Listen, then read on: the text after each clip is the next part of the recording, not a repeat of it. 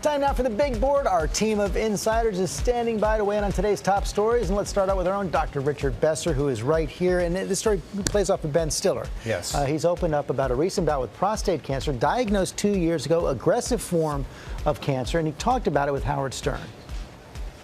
At first, I didn't know what was going to happen. So I was scared. I was scared. I didn't know. The one thing that it does is it just stops everything in your life when you get a diagnosis of cancer.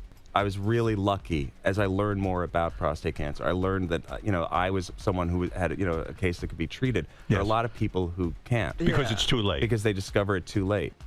So, Rich, he says he was really lucky. This test was necessary for him. He wouldn't have discovered it otherwise. But there's a real debate now about this testing. That's right. So he had a PSA test. It's a screening test for prostate cancer. It would have been high. They would have done a biopsy and found this. But this is a really tricky question. There is no medical organization that recommends that all men have this done. And the government panel recommends that men not have this done. So it's a tricky issue, and here's why. Most prostate cancer is very slow growing and will cause no harm. But this test detects all prostate cancer. And if you have positive and you have surgery, you're convinced that it saved your life.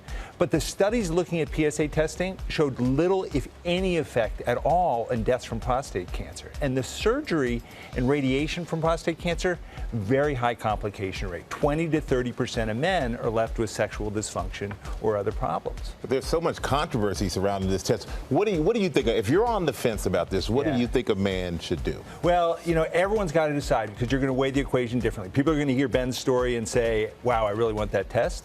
You never want to have this unless you sit down with your doctor and say, okay, let's talk about the pros and cons. Because a lot of people say, oh, just do the test, and then they get a result.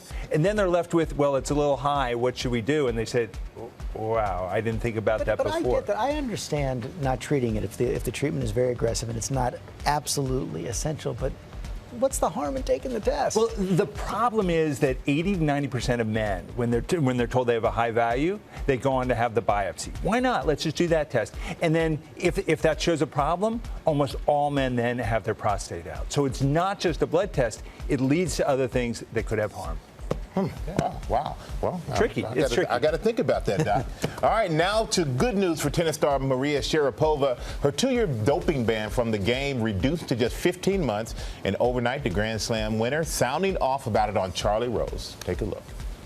I was so shocked in the first place because I was taking a substance that was completely legal for 10 years. And all of a sudden, I'm sitting in my bedroom. I get an email from the ITF saying, I had this violation. I just thought, how could I have not known this? There were so many ways I could have known, and I did not.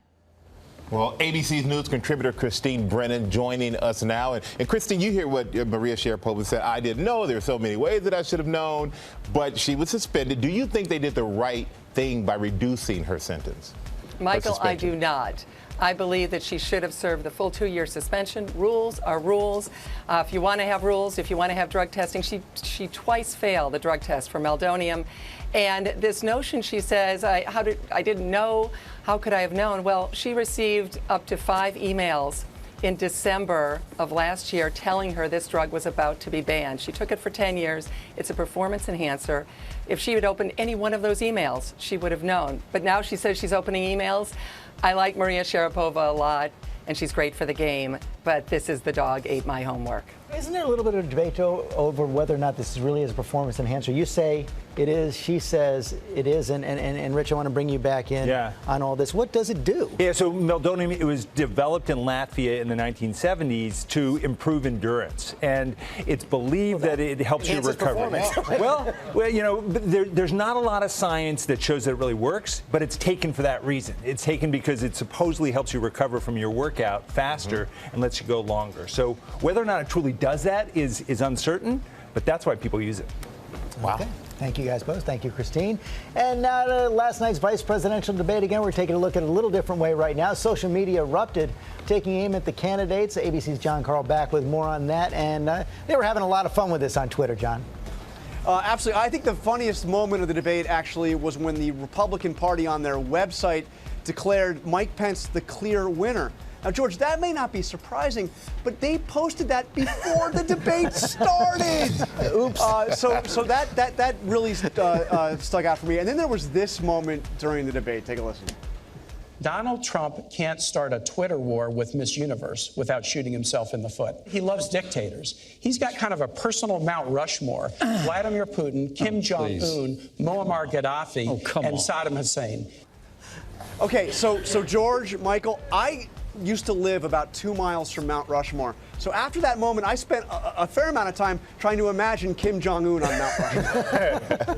Well, the headline there, you live near Mount Rushmore? Yeah, we can talk about that, yeah. Well, you know, there are a lot of funny tweets going around. Always a lot of funny tweets after a debate. But do you have a favorite? Yeah, there were a lot of good ones, but I did, this one caught my eye. Check this out.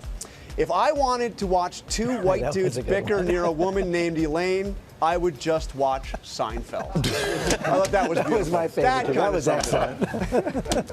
All right. Did you watch that? I channel surfed. I found the baseball game much more entertaining. Christine, did you watch?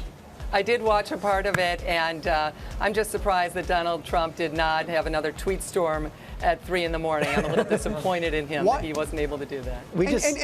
And Michael, why did Baltimore not pitch Zach Britton? What was that all about? Hey, I was watching the debate. I wasn't watching the game. I'm sorry. We just saw real America right here. You guys were channel surfing like just about everybody else at home. But Christine put it best. So many people waiting up late at night waiting for those Donald Trump tweets that aren't coming.